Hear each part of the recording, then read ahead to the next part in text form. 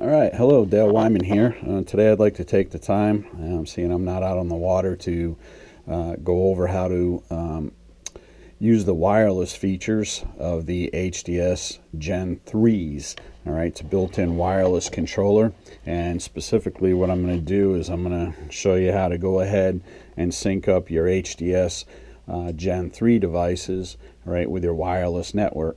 So I'll set this down for a second.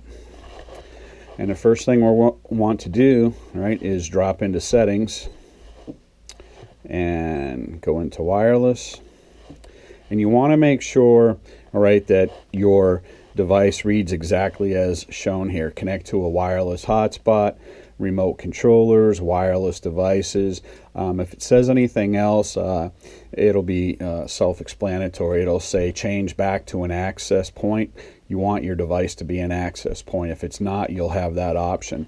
Well, if you go into wireless devices, what you're going to see is the internal wireless device built into this HDS 12 Gen 3.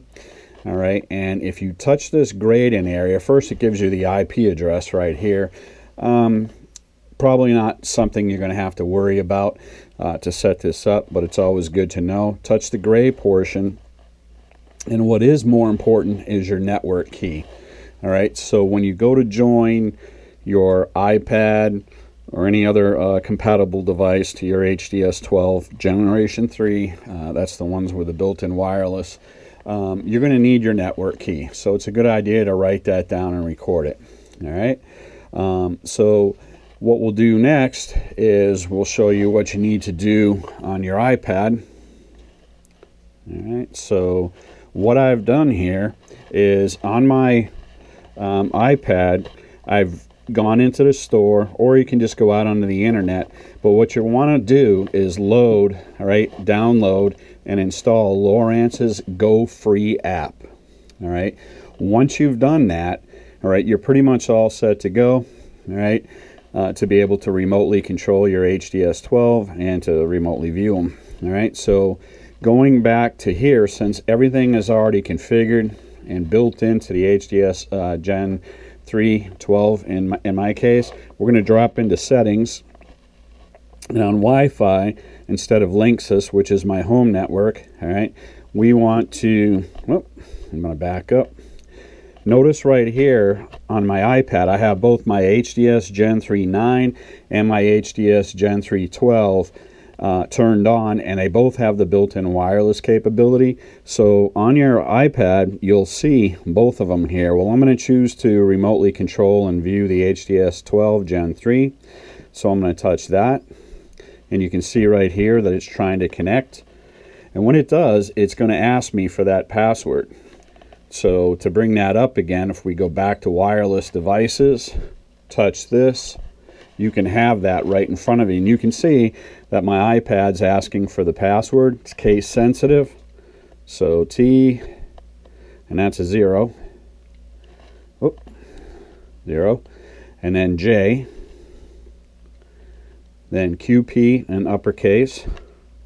So QP.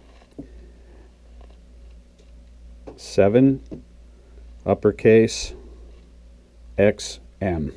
And then touch join, and you get a check mark right here indicating that you've joined. All right, so from that perspective, you're already connected. So if we come back to the HDS 12, I have it in, or I had it in demo mode. Let's make sure it's still there, or simulator. All right, so simulate's on. Drop out of there, go back to sonar. You can see I'm in the simulate mode.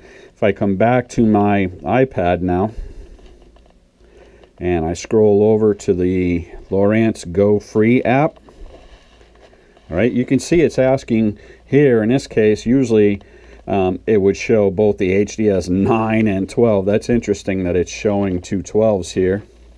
But anyway, I'm going to touch, waiting for HDS 3 12 to accept.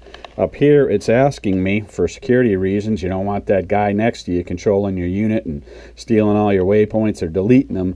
Not that anybody would, but you touch yes here. It's connecting, and now you can see on my iPad that I have full, not only view capabilities, but full control. So down here on the bottom, if I touch pages, right? I go back to pages. I can drop into anything that I want. I can have my pre-configured pages come up over here where I have traditional 2D sonar. I have my down scan, and I have my map. And you can see over here, I can zoom out. Again, I'm in the basement, so the map is not really connected to anything. Plus, I'm in simulate mode, so that explains that. But it's pretty cool. You could mount this in your boat. I've said it before, so that your co-angler or your co-angler or somebody else could view what's going on, and if need be, they could also control it. But it's pretty wild. Go back to pages. Go back to structure. And you can see here, fully remote control. All right, I think that's pretty neat. I think it's a great feature of the HDS Gen 3s. With the Generation 2, you can do it, but you have to buy our wireless module. All right, hope that helped a few folks. If you have the wireless capabilities and you have an iPad, I think it's a great way to give your boat, give your co-angler just another view.